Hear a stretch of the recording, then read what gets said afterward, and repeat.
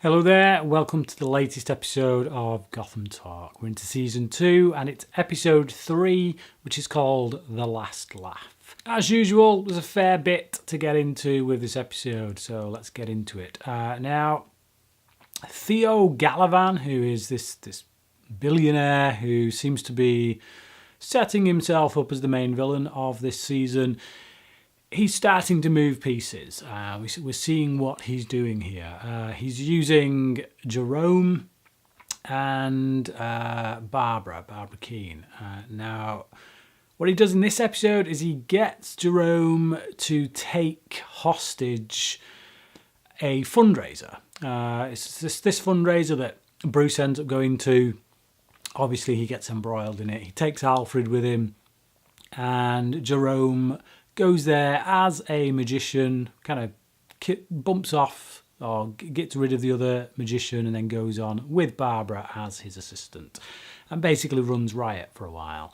And then what he didn't know is that Galavan, who was supposed to come in, stand up to him in front of the cameras and, so that he becomes a hero, actually had other things in mind, which is to kill him in front of everyone and really, in Gotham's eyes, become the hero. And that's what he does. He stabs him in the neck and Jerome cops it. Now, unfortunately, this being the second season, we're the fourth season in on TV, so I know that Jerome comes back. I've seen stills, I've seen little TV spots. They're kind of unavoidable in this modern age of digital technology. So kind of takes a bit of the impact of that out for me. But even so, it was still pretty brutal. Really, like this episode, in fact, is quite brutal. There's a lot of stabbings in it. We'll get to that when I get to the final scenes. But yeah, again, Jerome's pretty good in this. I can't remember the actor who plays him, but I've really warmed to him as a possibility for the Joker.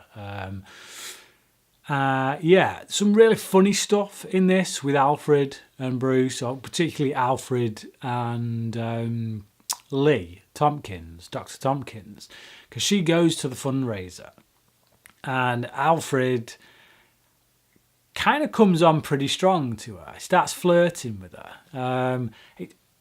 He's much older than her. I'm sure he's probably old enough to be her father. I hope that's not too insulting to Sean Pertwee. I don't know how old he is, but going off the looks of them, he looks old enough to me to be her father. So yeah, but it's not creepy just because of the way they play it. It's humorous, and particularly towards the end of the episode when Gordon kind of picks up on it and then gets Tompkins to kiss him, and Alfred sees it and then realises what a bit of a fool he's been, and kind of had to dig at Bruce for not telling him. But that bit was hilarious. It made me really laugh out loud. Now, Selina also happens to be at this party. She's on the rob, basically robbing from the rich people.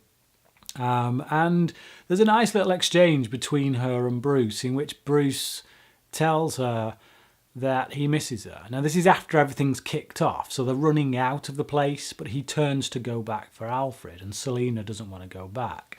So just before they part ways, Bruce says, Selina, I just wanted you to know I miss you. And then he goes, and it's a really nice moment. And it kind of does make you want them to hang out a bit more, because for the most part in this episode, Selina is very cold to Bruce.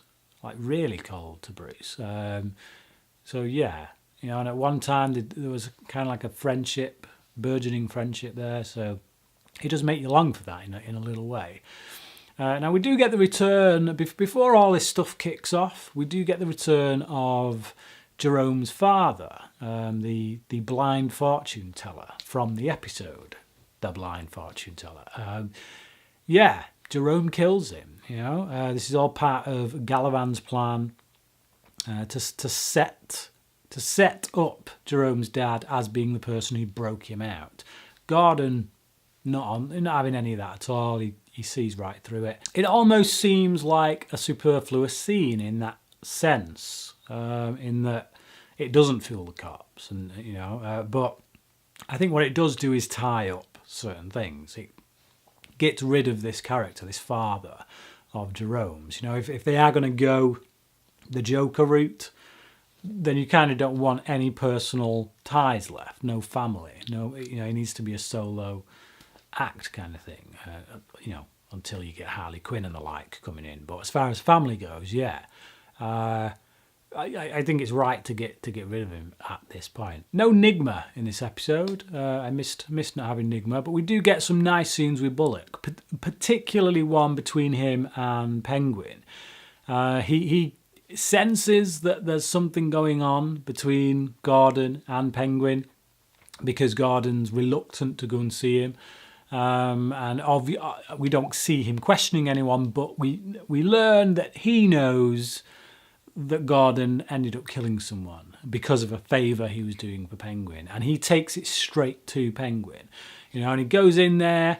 There's Penguin in his big room, nice luxurious room, and 3 of his goons in there, but he doesn't care. He marches straight in, and he has no problem telling Penguin how he feels about him and reminding him that he was essentially just Fish Mooney's lackey, Fish Mooney's umbrella carrier, basically. And I really like that scene. I like how again, never remember the actor. I like how he plays it, the guy who plays Bullock. It's just, yeah, it's a good moment. And Penguin as well, actually. He's kind of, now that he's at the top, now he's got all this power, he's kind of become a little dull because he's just a guy who sits in a chair barking out orders, and he doesn't really seem to enjoy much. It feels like for Penguin, most of the enjoyment came from the climb to power. And now that he's there, he looks miserable, to be honest, which, you know, I guess says a lot about that kind of power. One final element, I guess, is there's a bit of a relationship between Barbara and Gallivan's sister. You know, that seemed to kind of, got a small glimpse of that burgeoning in the previous episode, but here they're clearly in a relationship. But towards the end of the episode, we get Gallivan actually. Well, we get Barbara kissing Gallivan, and his sister is watching from the shadows. So yeah, clearly there's going to be a jealousy thing there, kind of a love triangle, which could upset Gallivan's plans, I would imagine, I would predict. But yeah, the final moments of the episode are... It's a bit bizarre, to be honest. We get a bunch of people... We see clips of people watching footage of Jerome on the TV, and they all start copying his laugh. And then a couple of these guys go one step further and kill this homeless guy. And then the two of them, they kill this homeless guy, they stab him quite brutally, it must be said. And then one of them turns on the other one and stabs him quite brutally. And it's like... you know, it comes across like they're saying this is the madness of Jerome infecting the population of Gotham, infecting certain members of the population, that his madness is spreading. And yeah, I'm not sure if I buy that. I would have to believe that some kind of chemical substance is also involved in the turning of these people.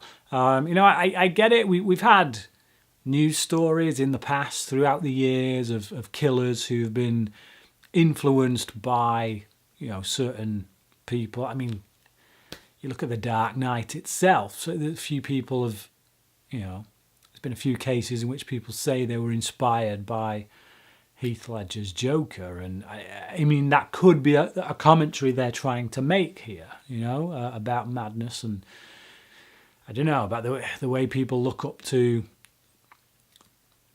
certain kinds of criminal element. But I don't know, it didn't quite work for me, that ending, just because it's a bit of a stretch. You're asking me to go too far, you know. If it was like one copycat, I could buy it, but we're seeing all these people being infected. Admittedly, we only see these two guys together kind of committing a murder, but you get the sense that there's more of that going on. So I don't know. I don't know where they're going to go with that. I'm a bit dubious as to where they might go with that. So, but we'll see. We'll see.